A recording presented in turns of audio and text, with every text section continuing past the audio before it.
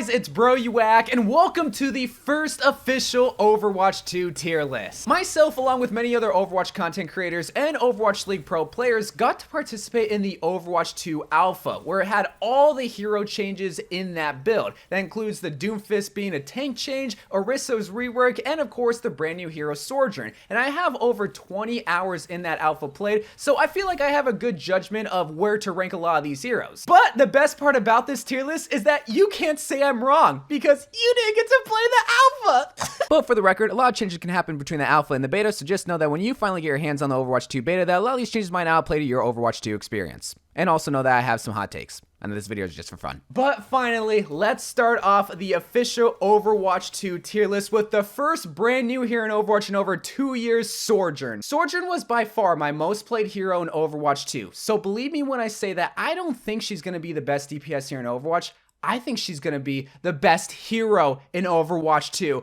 Right away, the first hero, I'm gonna be ranking Sojourn as an S tier hero. A skill player has everything that they could ever want with Sojourn. A consistently low DPS output that can help build an insta-kill ability in the form of the railgun. Plus, you have an ability that allows you to just glide all over the map and super jump on top of ledges to be able to snipe your opponents down. Sojourn is literally gonna be an Overwatch League player's best friend, which is what I saw every single League player do in the Alpha, was just pick her and make her look absolutely broken. But that's the beauty about Sojourn, is that if you don't have godlike aim like these Overwatch League pros, then she's gonna look like the worst hero of all time, because you're just wasting your time. You're wasting your ultimate, you're wasting your railgun, and you're only really doing a little bit of damage with her projectile weapon. That's why I love Sojourn, is that she has a high skill gap that we have not had in a very, very long time. Plus, I mean, come on now, them thighs on that woman, that deserves S tier alone. Diva's up next. Now, it's very important to understand that Overwatch 2 is going 5v5. There's only going to be one tank on the field, and when you have this big giant pink ball that, yes, has a defense matrix for protection, you better have a good purpose to exist on the field, whether it's diving, peeling, whatever the case may be. But because she's so giant and doesn't have consistent protection, I'm going to be putting her in the B tier category of heroes. The fact that there's one less tank on the field means that there's less likely to be a shield tank from protecting your Diva bomb from completely exploding on the enemy team. So if you know how to Michael Jordan arch that Diva bomb, you're going to be getting a lot more kills than how you would be getting in Overwatch 1. Baptiste is up next. Now, everything that made Baptiste very good in Overwatch 1 is carrying over into Overwatch 2, specifically Immortality Field, which is why he's not changing his position in the A tier category. He's a really good support hero, and the fact that now he has passive healing means that you're not going to be wasting your AoE heal to heal yourself. You can save it more for team brawl fights, throw immortality, spam the heals. Like, you're just not going to die with Baptiste unless you're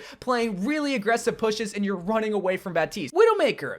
This is going to be our first controversial pick, all due to my reasoning, but you'd think Overwatch 2, it's going 5v5, one less shield tank on the field. That must mean that Widow mains, they're going to be an open season, and you'd think, but I'm ranking Widowmaker at C tier, and it's for one reason, and one reason only. Why play Widowmaker when you can simply just play a Sojourn? Sojourn does what Widowmaker does and a whole lot more. Yeah, Widowmaker is still the best sniper, but Sojourn is also a really good sniper. Plus, she has a primary form of fire that is way better than Widow. Like, Widow's secondary fire shouldn't even be considered, a tiny little pea shooter. But then Sojourn's ultimate just instantly charges the railgun compared to Widowmaker having to play peekaboo and charge her shots while also being stationary. Sojourn's mobility just blows Widowmaker out of the water. Everything that Widowmaker can do, Sojourn can do better and more. Now, if Sojourn wasn't in the game, then I'd probably rank her in A tier, but Sojourn's a new hero and completely makes Widowmaker obsolete. You can still do good with Widowmaker in Overwatch 2,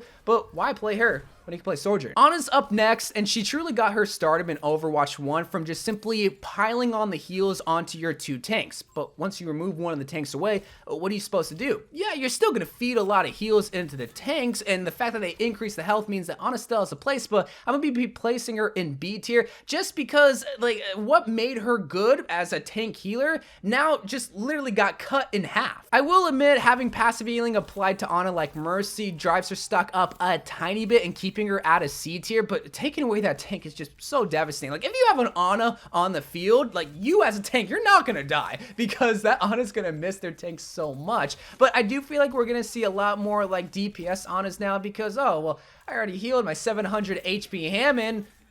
What am I supposed to do?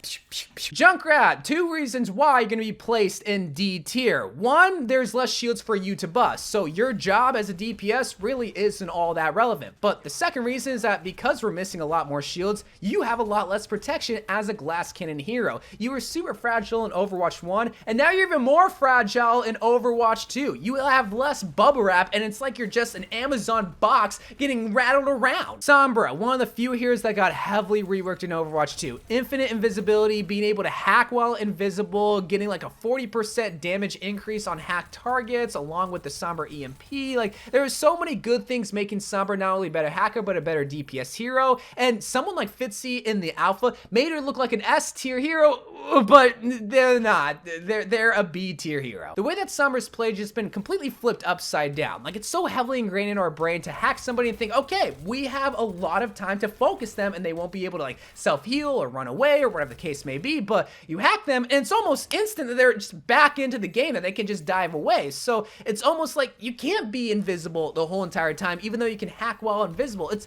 a very weird and unique hero that it's basically a brand new hero with the same ideas as Sombra that over time people will learn to figure out, but I truly do feel like her place in Overwatch 2 is in a lot better place than Overwatch 1 because statistically she's the least picked hero, one of the least winning heroes, and not a lot of people really utilize Sombra as the hacker DPS hero that she is. Ashe, aka Bob, is the same old Bob and Ashe that we've come to know and love in Overwatch 1. Carrying over into Overwatch 2, I feel like you'll find a lot of comfort. I'm gonna be putting her in B tier, but kind of towards the top of B tier. One thing to mention is that there's less shields. I mean, you're gonna see that be said a lot throughout this video, but it's one of the biggest changes that even if a DPS hero like Ashe doesn't get changed, well, the biggest thing stopping her from being able to pop off is shields and admittedly like a Diva absorbing a lot of the bullets. But there's a lot more breathing room in Overwatch 2. It's less oppressive. Plus, when we talk about the next hero, you need to consider the fact that there's going to be a little bit more pocket love coming towards Ashe's way. Hot gamer boys, e-girls, and themperers everywhere, we have reached Mercy. Where is she going to be ranked in Overwatch 2? S tier. I'm going to be placing Mercy in S tier. Not because I'm afraid of getting canceled. Maybe that's a reason why, but it's all because of the pocket potential. You have a lot more time to give to your DPS because you're not giving it to your tanks because there's only one and they have a lot of sustainability now. So if you're pocketing a Sojourn, an Ashe, a Pharah, a Widow, a Soldier, you can get away with giving them a little bit more pocket love than you would have before because you're having to fly to all these needy tanks, and if you don't have a main healer and you're only playing like a Mercy and Zenyatta, then oh my god, you're the main healer, you gotta go heal the tanks up. But now you can just breathe a little bit. It's like, oh, yeah, pop off, DPS. Yeah, do good. Okay, so we made it to Hanzo. I mean, what do you want me to say about this annoying archer? He's the same guy that we've come to hate for years in Overwatch 1, not really changing so much in Overwatch 2. He's going to be a B tier hero. I feel like it's going to be heavily dependent on who's going to be played on the enemy tank. Well, that can be said for a lot of DPS heroes. I feel like if there's going to be like a Winston or a Roadhog or an Orisa, someone that you can easily get away from, you could do really good as Hanzo. But a Diva or even a Hammond or even a Reinhardt for protection purposes, yeah, you might not do so hot. So just be careful of who's going to be played on the enemy tank as Hanzo, and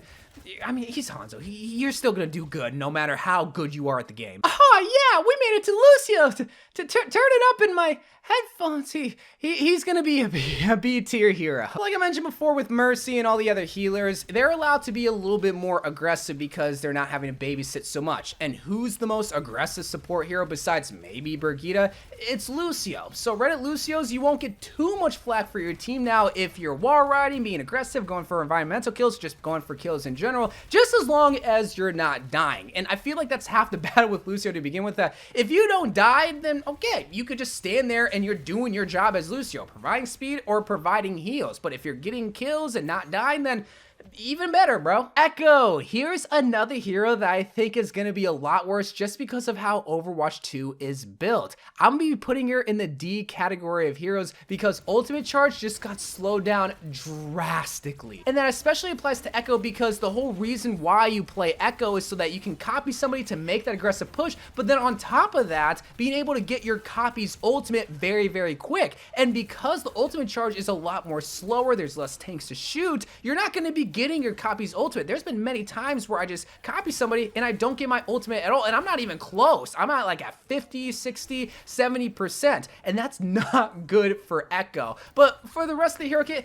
it's good, but I mean, there's just better ultimates in the game. There's better heroes to play. You gotta consider Sojourn, consider Ashe. I mean, even you as kind of a shield buster with your beam, your job has just been affected and your stock has dropped down so significantly. Now, when I played Zarya in Overwatch 2, I absolutely loved her. A lot of people were afraid of off tanks being obsolete in Overwatch 2, but I felt like she was one of the best tanks in the game, especially off tanks. So I'm gonna be putting her in the A tier of heroes. The two bubbles were the biggest game changes for her. Now, typically you would give one to your teammate and then one to yourself back to back, but the way that I did it, and that I saw a lot of Zaryas do it, is that they would just give themselves both bubbles back to back, but what that meant is that they would always be upwards of like at least 50 charge, but typically at like the 70 to 100 range because they would just have bubbles for days and they wouldn't die with all of that charge because her health increased, she has the shield regeneration, so like, even if the support heroes aren't supporting them, which they usually do because she's the only tank on the field to get the honor or Baptiste or even Mercy heals, she just killed everything in her path because she was always on positive high charge. And that's why I think she's one of the best tanks in Overwatch 2. Like, surprisingly, all of the off tanks did really well, where most of the main tanks were probably the worst heroes in the game. And so surprised me because so many people were worried that off tanks like Zarya were gonna suffer. If anything, it was the complete opposite. And here we are. The most iconic main tank in Overwatch 1 didn't receive too many drastic changes compared to someone like Orisa or a complete rework like Doomfist. And that's why I'm putting Reinhardt in the C category of heroes, all because you get one tank. You got one option. You're not playing Brawl with Zarya and Reinhardt. You're not playing double shield. You got one option. So you better play the better tank. And so far, I haven't gotten to what I think is to be the best tank yet. It's coming up soon, but Reinhardt just doesn't cut it anymore. Yeah, you have the iconic shield that can still be good, but there's just a different way to play tanks in Overwatch 2, and it's not with main tanks, and it's sure as heck not with Reinhardt. But I just really need to emphasize that with Reinhardt, it's not like he's bad. If you're a Reinhardt mate, you can still find comfort in Overwatch 2 knowing that you can still play your favorite hero, but just like Widowmaker, there's a better hero to play. Zenyatta, not too many changes to him in Overwatch 2, but it's really the product of his environment that puts him in the A category of heroes. Discord Orb is going to help compensate for the increase of health, but also increases sustainability for the tanks on the field, where if you're playing with like a Soldier or Cassidy or a Sojourn and you're 2v1ing a tank, you throw a Discord Orb, you should easily take them out. But also a Harmony Orb. Again, you're going to be a little bit more aggressive, you have a little bit more breathing room to flank, so a Tracer, a Genji, a Doomfist as a tank, throw a Harmony Orb, and they're going to use that to the fullest. Bastion, I don't know if he ate his Wheaties in Overwatch 2, but he's definitely not the worst hero in that game. Maybe it's just because Doomfist was played a bunch and he's a good counter for Doomfist, but I'm gonna be ranking Bastion in the A category of heroes, but towards the top of A tier. The grenade launcher, it's nothing to really write home about. It's helpful in tight, compact areas, which I try to utilize as much as possible, but it's really the transformation to be able to use his Gatling gun and focus heroes that use all of their abilities, specifically Doomfist. Now again, Doomfist was used so much in the Overwatch 2 alpha because he's like the newest tank in that category of heroes, so it's very easy to counter him because, well, you have so much health as Bastion, you have armor, and you're just able to burn him down. Like, this is the one instance where you can really 1v1 a tank as a DPS hero and get away with it. It's really the ability to move while being able to output the biggest DPS in the whole entire game that changes everything for Bastion. Like, I really love him to the point where if it wasn't for a Sojourn, I probably would have played Bastion a majority of the time in Overwatch 2. Oh, Cassidy. While they didn't change his name in Overwatch 2, they did change his flashbang into a sticky bomb, bomb, putting him right into the C category of heroes. Now, just like Widowmaker and Ashe and even Sojourn, if you have good aim with Cole Cassidy, you will do good in Overwatch 2. But the fact that they just completely removed an ability that stopped a good portion of heroes, Tracer, Genji, Doomfist, Hammond, you name it, any kind of flank hero where you can stun them and fan the hammer and instantly kill them, that's gone. Now you're relying on just being able to get headshots, which, I mean, good Overwatch League pros, they're not going to have an issue with that, but a good portion of Cole Cassidy mains are going to struggle because they heavily rely on the flashbang fan the hammer. Okay, so we made it to Orisa. They completely removed her shield in Overwatch 2. It's gone. So now she's just a horse lady absorbing all this damage. You might think that makes her an F tier hero, and you'd be wrong.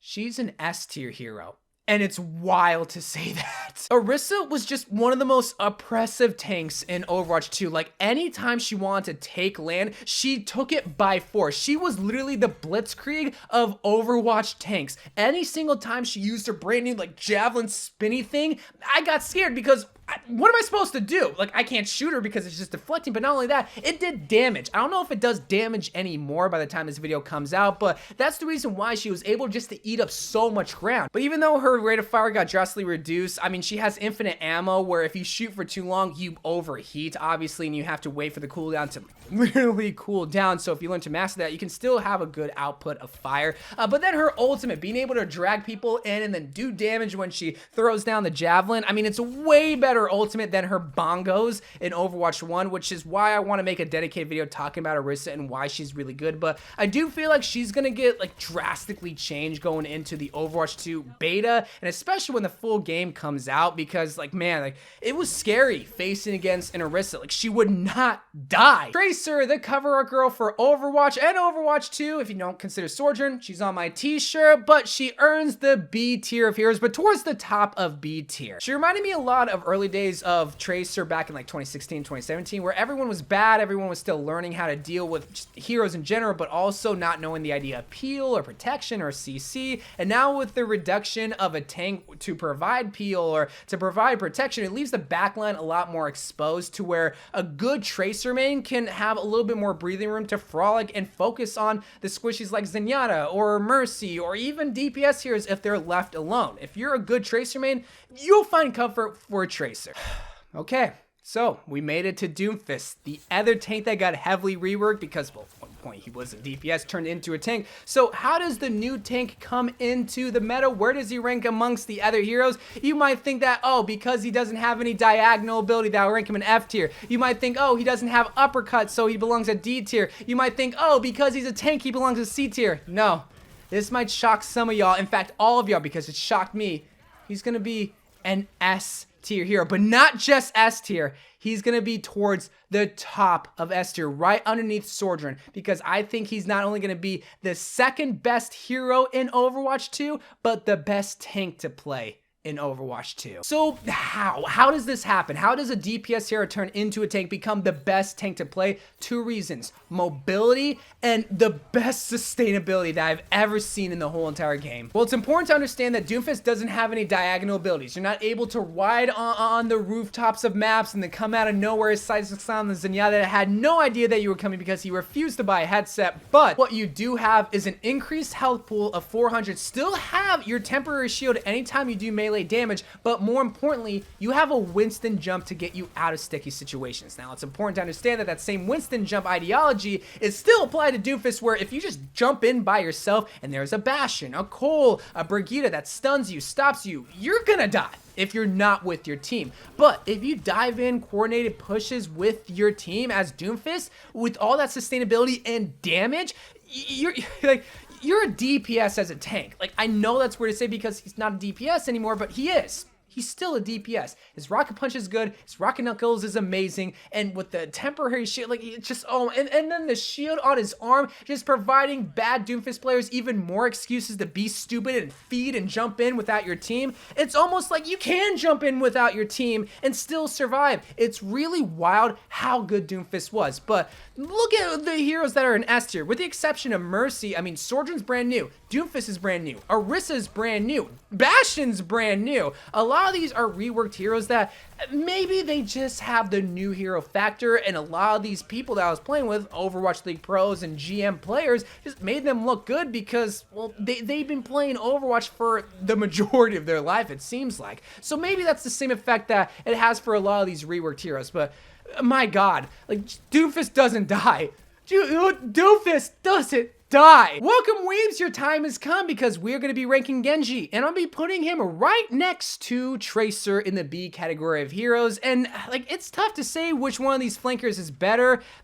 Maybe Genji just because Dragon Blade, like, I mean, Dragon Blade with the nano boost, you can't beat that, bro. There's more room for you to focus the squishies. Again, it's just like what I said for Tracer. It's kind of open season for the back line because it's more exposed, less peel, especially if you're playing someone like Orisa or Doomfist, who's just always gonna be pushing forward. So someone like Reinhardt and maybe even Zarya and Diva are gonna kind of more sustain the back line, but these heroes, they don't care. Like, either move with them or die. Like, that's how it works. And Genji, he's gonna really expose the backline if you don't stop. Symmetra, I hope you main stand Mercy also, because you're not gonna be standing Symmetra in Overwatch 2. She's still a D tier hero. In a meta where Doomfist and Orisa run rampant and there's less shield tanks for you to charge your level 3 beam on, and when you have heroes like Doomfist and Orisa that is very oppressive, you're not gonna have time to charge your level 3 beam because you're gonna be dead. Like, that's why Symmetra is so bad. You don't have time to charge it, and you don't have anything to charge it on. Alright, so it's time to rank Pharah, and again, not Pharmacy. If we're ranking Pharmacy, S tier are the way, but we're not. We're ranking the solo hero Pharah, and I'm gonna be putting her at the bottom of C tier. I just, again, feel like there's better heroes to pocket if there's gonna be a Mercy on the field. While it's still good to pocket a Pharah,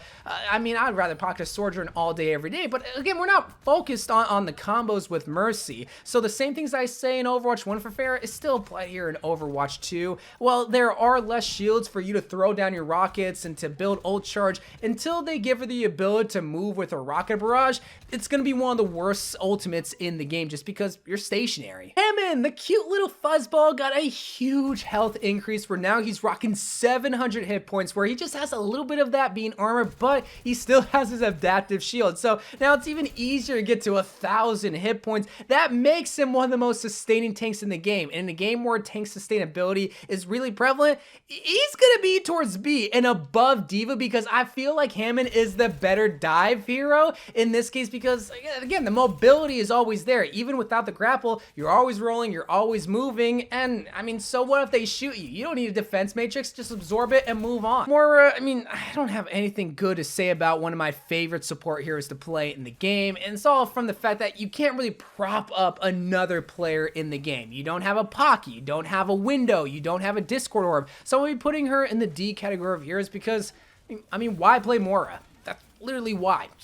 Just, I don't have anything to say about her. I mean, she doesn't really do a lot. She has decent heals, and now that you're able to heal yourself, I mean, maybe you could be a little bit more aggressive with your damage ball, but it's still better to throw the heal ball, which is something that you benefit from. So the added passive healing doesn't really matter for her compared to someone like Ana. Reaper, the tank buster, now an obsolete job because there's one less tank on the field. I'm gonna be putting him in the D category of heroes, but more towards the top because, I mean, you still have the flank potential and you can still insta-kill a squishy hero, but again, your job as a tank buster is less needed because there's only one tank on the field, even though they have lots more health and sustainability that you can still benefit from. I mean, it's just better DPS to play. If you want a tank buster, play Bastion. If you want a decent DPS hero that can just snipe the back line without having to put yourself in danger, where you can still have mobility, play Sojourn. Reaper, it's another gamble hero that is a little bit better of a gamble than Junkrat, but there's just better tanks to play, guys. Sigma suffered the same exact fate that a lot of these tanks suffered, where I'd rather have a Doomfist or an Orisa, but that doesn't mean he's bad. I just feel like he's middle of the road. So I'm gonna be plotting him right in between here, where Diva is a little bit more of a gamble. Hammond, surprisingly, I think is a safer pick because he has so much health, where Sigma, the attractive shield is always appreciated. DPS, it could be better. I mean, you have a DPS hero like Doomfist, or you have ground that you can easily take with Orisa. Sigma, they can do it, but I don't know, man. The ultimate's still good, so there's that for Sigma. You won't suffer too much from him, I feel like. Winston, he must have Sasuke as his apprentice because now he has a new Chidori ability, and it's one of the worst abilities in the game. He is an easy D tier hero. Once again, better tanks to play, but he just doesn't do enough. He doesn't do enough. He has sustainability, but that can only get you so far. When you have killing potential in the form of Orisa and Doomfist, your Chidori ability that only tickles the enemy and your electricity, who cares? Like, if you're gonna have an organized push with Doomfist, not Winston. Push with Doomfist. Why did I say that? Push with Doomfist, not with Winston. So for Torbjorn, less shields to protect your turrets. You're gonna be able to get a little bit more ultimate charge from that. C tier, I guess, maybe towards the bottom of C tier. Literally nothing to write home about with Torbjorn. If maybe they buffed his cummies or something, like, I don't know what they could have done to him to make him a little bit more memorable. You guys got to remember that it was hard to play every single hero. I did, but Torbjorn, I just don't really remember being all that prevalent and all that good compared to someone like Bastion or even Genji and Diva and all these other heroes. He's just there. C tier. Roadhog. I don't like this hero, and the same issues that we have in Overwatch 1 are still here in Amplified because you don't have a Reinhardt shield. So I'm placing him towards the bottom of C tier. I'd rather have a Reinhardt. I'd rather have protection. Your CC with your ultimate and your hook is still like appreciated, especially the hook, because if they don't have a shield tank, it is so easy to get a kill on the squishy. But all it takes is for one shield tank to pop up, and yeah, you're kind of useless because you're not giving a lot of protection compared to someone like even Doomfist. Brigitte, her shield bash is going to be replacing Cole Cassidy's flashbang when stopping a lot of flank heroes like Tracer and Genji and Doomfist, even though he should be 1v1ing the Doomfist.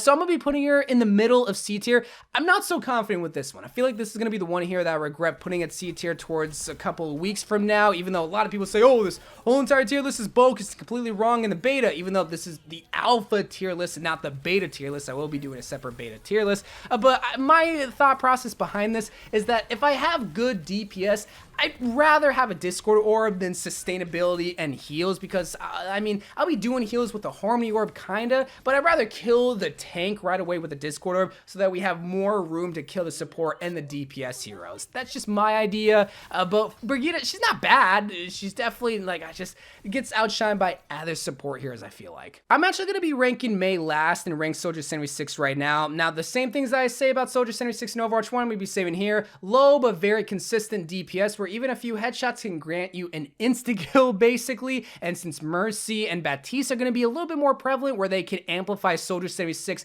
to like a whole nother level, I'll be putting Soldier in the A category of heroes. Now, is he better than Bastion? I mean, you just gotta think, how good are their DPS heroes able to hit their shots? Are they not so good? Well then, yeah, you can get away with playing Bastion, who has just heavy DPS output, and his recon mode can get some shots off too. But if they can really hit their shots, then you wanna be a little bit more mobile, get on top of high ground, and play Soldier 76 because, well, you won't die so easily. Like, your life in Overwatch 2 is a lot more valuable because of, less people there. So if you're dying as Bastion, and whereas you can just run away with Soldier 76 and heal yourself, then that can be a lot more valuable, where he can rank higher than Bastion. But in my personal opinion, I felt surprisingly more comfortable playing Bastion than Soldier in the alpha. But hot gamer boys, e-girls, and themperers everywhere, it is time to rank my favorite hero in Overwatch, Mei. I have been playing this hero for 6 years, and they have constantly nerfed her throughout the years of Overwatch 1. But going into Overwatch 2, before we even touched Overwatch 2, they nerfed her. They removed her freeze ability from her gun, and now she can only freeze with her ultimate. And that is why I'm gonna be ranking Mei as the worst hero in Overwatch. She is an F tier hero, near useless. And that might surprise some of y'all, because I love Mei. I mean, I have a whole entire shrine dedicated to her, and I hate what they did to Mei. Now, I'm sure a lot of Doomfist mains will have the same reaction, seeing how Doomfist is played, but you gotta think, at least they reworked Doomfist. They just nerfed Mei. They made her worse. Now, yes, her gun where she's able to like freeze, even though she can't freeze, they increase the damage there, but it's the same exact time to kill as your secondary fire. And if you have good aim, you might as well just use your secondary fire. But if you're using your secondary fire, you might as well just be using a Widowmaker or a Genji or a Soldier. Just use other DPS heroes. I will make another video going into deep details explaining why Mei is the worst hero in Overwatch 2, because there's no point to really use her unless you're really going to utilize the wall, but that's just a single ability that can easily get broken. Mei was terrible in Overwatch 1, and they made her worse in Overwatch 2, and that's why she's deserving of the F tier ranking. And it breaks my heart. Like, I know I'm smiling right now, but I'm smiling through the pain because this is my favorite hero. This is my baby. And I try to make her work, but there'd be many times where it's like, why am I playing this stupid hero? I might as well just play Bastion because at least there I could just kill something. I really couldn't kill like a lot of things with Mei unless they were just close to me. I'm going to save it for another video, but this is where I'm going to be ranking Mei for right now. The worst hero in Overwatch 2. And this is my final Overwatch 2 alpha tier list. And a reminder, I will be doing a beta tier list when that game comes out after a couple of days. I did move a couple of heroes, like I moved Cassidy up because if you have good aim, which I've been arguing for something like Sojourn and Sojourn, well, that can easily apply to Cassidy. I just really hate the flashbang. I'm really interested to see how Sombra plays in Overwatch 2 because she got heavily reworked and got turned upside down. I moved Zarya up all the way because kills, it's so important to get kills. I mean, it's always been important, but I feel like Zarya can not only provide protection, but also provide a lot of kills, just like how Orisa can kind of do too. Doomfist is very greedy with his kills. He's like Roadhog, but way faster and way better. And Mei, still at the bottom, and maybe I'm just biased towards that, but again, this is like my alpha tier list. You guys didn't get to play the alpha, and I'm sure other content creators that do tier lists will have a totally different tier list than me. They might even rank Mei in S tier just because